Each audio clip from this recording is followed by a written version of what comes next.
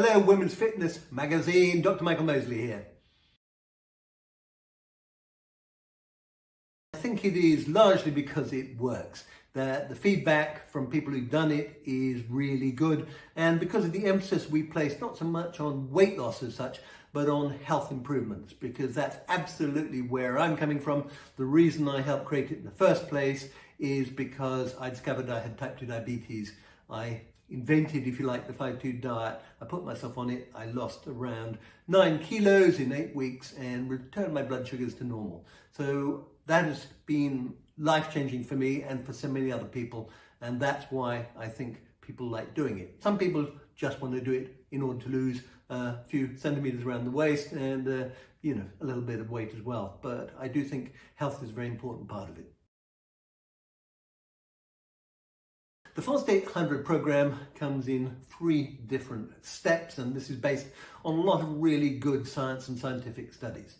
So the first thing, if it's suitable for you and you have to go and do an online questionnaire when you go and visit the site, is to do a rapid weight loss phase. This means 800 to 900 calories a day, every day for up to 12 weeks. Now that sounds like it's really tough, but it is based on really good studies, and what thing we know is that within a surprisingly short amount of time you stop feeling hungry and you feel energetic and you feel good to go.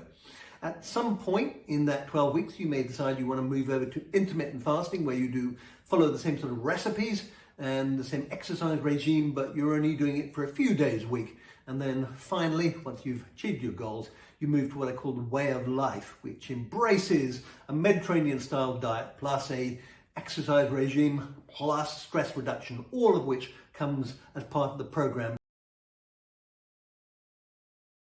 Now you can think of your body as being a bit like a hybrid car. It runs on 2 different fuel systems, sugar and fat. And fat is like money in the bank. Basically your body doesn't want to use it, wants to store it away for a rainy day when, food is short. Now what happens if you go on the Fast 800 program, because it's low calorie and low carb, is the first thing that will be depleted is your sugar stores. You have the equivalent of about half a kilo of sugar stored away in your liver and muscles. Now when that is depleted, then your body will turn itself into a fat burning machine. And the way it does that is by converting your fat stores into something called ketone bodies. And this is known as ketosis. And so when people talk about ketosis, that's what they're talking about. Basically, blood levels of these ketone bodies go up and your body and your brain uses this stuff as fuel. Now, this is exactly how your body evolved to deal with periods where there was less food around. And so it can be an extremely healthy thing to do. For example, we know that when you go into a state of ketosis, this suppresses the hunger hormone ghrelin, and that means you feel less hungry. And again, that makes sense because in the old days, when we were living in caves, it wouldn't have made sense to be hungry all the time. What you want to be is alert and active when there isn't food around, so you can go out and hunt for prey. So that's another thing that people often report, is that the initial couple of days can be quite tough. But once you switch into ketosis, you not only don't feel hungry, but you also feel, bright and alert. So be warned, the transition period can be a bit uncomfortable because you're not used to it. But the more often you do it, the easier it gets. And once you're in ketosis, then most people find that a really easy state to maintain. Exercise, activity are hugely important for keeping your brain and your body in good shape and ensuring that you're getting a decent sleep and your stress levels are down. And it forms an integral part of the Fast 800 program. We have an online program which delivers all sorts of different exercises for different levels. Some people will already be doing lots of vigorous exercise, while others are more at the beginner phase. Now, I do think exercise is a great way to help you maintain weight loss. It's a pretty terrible way to lose weight. Just exercising alone is unlikely to lead to significant long-term weight. That's what all the studies show. But it is a great way of helping you maintain weight loss. The grim reality is exercise is actually a terrible, terrible way to lose weight, mainly because you have to do so much of it in order to shift even a modest amount. For example, if you were to run the equivalent of a marathon, which is, about 35 kilometers, you'd probably burn off the equivalent of about a kilo. So that is not impressive. And we also know that when people exercise, they often compensate by eating more. And the reason that so many people give up on the gym is because they're measuring the wrong thing. They think they're going to lose weight. They do lots of exercise. They don't lose weight. And so they give up. But the real reason to do exercise is to do with your mental and physical health. It is not to do with weight loss. Having said that, I do think it's really important to do it in combination with calorie restriction. And the reason for that is that if you do things like resistance exercise, then that will improve your muscle tone. But more importantly, doing lots of activity and exercise will keep your brain in good shape and help, control mood and things like that. So the combination of exercise and calorie restriction works well, particularly if you're trying to keep your weight off.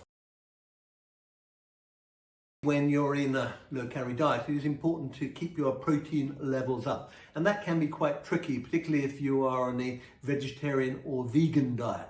Now, the reason you want to maintain decent levels of protein is because you need protein to build muscle for your immune system and things like that. Also, it suppresses hunger. It is particularly important for postmenopausal women because we know that after you've gone through the menopause, your body is less good at absorbing protein. So even if you've been eating quite a healthy protein diet, a lot of it is not going to stick. And that's why we have produced a range of protein shakes at the Fast 800. And they are, good sources of protein. It's very important to me. It's high quality. It is tasty, which is also important. And the other thing is it is super convenient. You just need to put some scoops into almond milk or water and you get a good old kick of protein. The other thing I would say is it's important to distribute your protein intake throughout the day, breakfast, lunch, dinner. So again, protein shakes can work very well if you've got to kind of run out the door or you're doing something which means that you can't get a kind of healthy breakfast in, or at lunchtime where you're in some sort of food desert where there is nothing but sort of junk food around. I'm well aware that there is a lot of pressure on women, particularly young women, to conform to some Instagram ideal, and I think that is absolutely toxic. On the other hand, I also think there is such a thing as a healthy weight. So how do you know, where you should be going for? Well, the important thing is really what's happening to your waist. There is this thing called visceral fat, gut fat, and one of the best measures of whether you are a healthy weight or not is not so much the scales, but the size of your waist. This applies obviously to men just as much as to women. And ideally, your waist should be around half your height or less. So if you get a piece of string, hold it up to your height, fold it in half and then put it around your tummy, will it fit around your belly button? If it doesn't, then it may be that you're carrying a few extra pounds or kilos in the wrong places. So it's that which matters. It also, take some measurements. Things that I recommend are things like getting your blood sugars measured. You can get a kit down at the chemist. This is particularly important if you have a family history or you are over the age of 50. And the other thing is blood pressure. We know huge numbers of people have high blood pressure. Again, it goes with age, but it also goes with having a larger waist size. In fact, there is a combination large waist, high blood sugars, high blood fats, and this is called metabolic syndrome. And it is a very unhealthy state of being, and around a third to a half of Britons over the age of 50 have metabolic syndrome. So this is a kind of long and rambling way, if you like, of saying that what you should be aiming for is basically a weight, or at least a shape where you've got a bit of a waist, and where your blood sugars are not elevated, your blood pressure is not elevated, and you feel good about yourself. That's what's really important.